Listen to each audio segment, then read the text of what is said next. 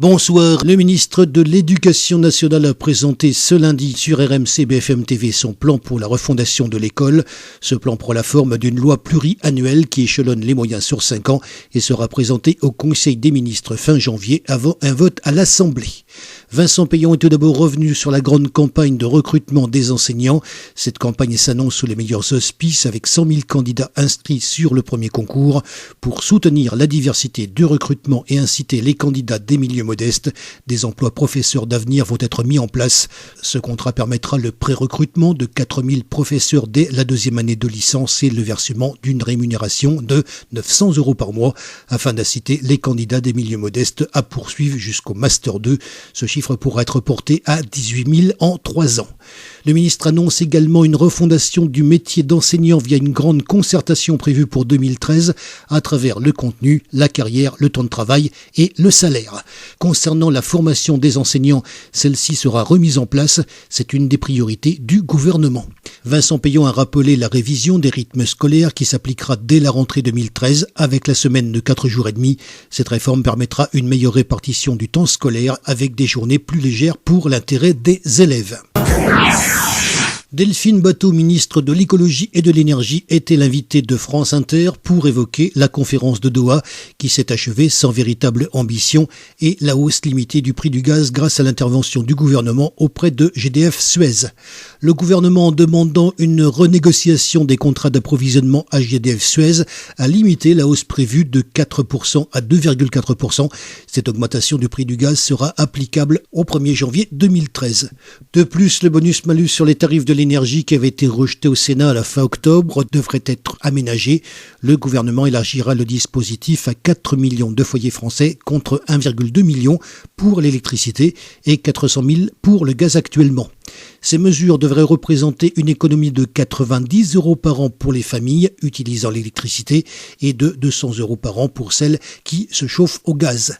Par ailleurs, Delphine Batho a estimé que l'accord sur le climat signé à l'occasion de la 18e conférence de l'ONU à Doha était dérisoire par rapport à la réalité d'un réchauffement climatique qui s'accélère, qui s'aggrave. En effet, le protocole de Kyoto n'engage actuellement plus que l'Europe et une vingtaine d'États dans le monde, ce qui revient à dire que seuls 15% des émissions de CO2 sont surveillées. Au final, les 192 États qui étaient présents à Doha se sont entendus sur une chose, étendre le protocole de Kyoto sur une deuxième période jusqu'à 2020, le prochain rendez-vous étant en 2015.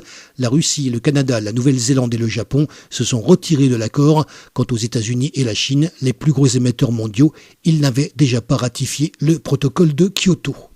La ministre a annoncé la candidature de la France pour la grande conférence de 2015 et a ajouté « Ça nous laisse de l'espoir de pouvoir essayer de faire bouger les choses ». Pour aborder ce futur rendez-vous sur les meilleurs auspices, Delphine Batho a évoqué de nouvelles problématiques auxquelles il est nécessaire de faire face pour la réduction des émissions de gaz à effet de serre. Bernard Cazeneuve était l'invité ce lundi de RFI. Le ministre délégué chargé des Affaires européennes s'est exprimé sur l'annonce de la démission de la présidence du Conseil italien Mario Monti, mais aussi sur le prochain sommet européen et en particulier sur la supervision bancaire. S'agissant de la situation italienne, Bernard Cazeneuve a rappelé en premier lieu que Mario Monti n'avait pas encore démissionné, puis de saluer le rôle déterminant qu'il a eu pour redonner de la force à l'Europe, qu'il s'agisse du pacte de croissance, de la supervision bancaire ou encore de sa contribution pour la mise en œuvre de la stratégie européenne.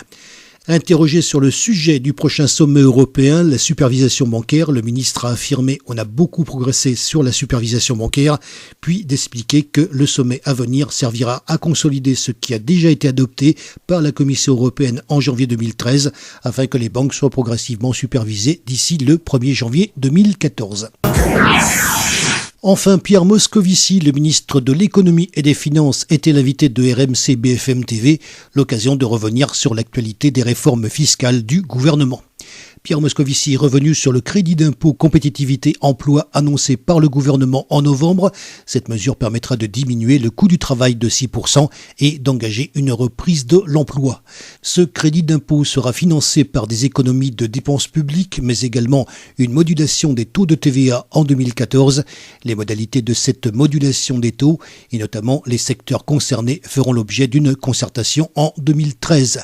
Le ministre a insisté sur le fait que cette réforme allait s'appliquer à toutes les entreprises de manière inconditionnelle. Elle permettra de maintenir l'emploi en France, mais également d'en créer jusqu'à 300 000. Sur le contrôle de l'usage des fonds pour ce crédit d'impôt, Pierre Moscovici l'affirme, le gouvernement sera ferme et un mécanisme de suivi sera mis en place. Pierre Moscovici est également revenu sur Florange et sur l'accord signé avec Mittal qui garantit qu'il n'y aura pas de plan social et que des investissements à hauteur de 180 millions d'euros seront réalisés.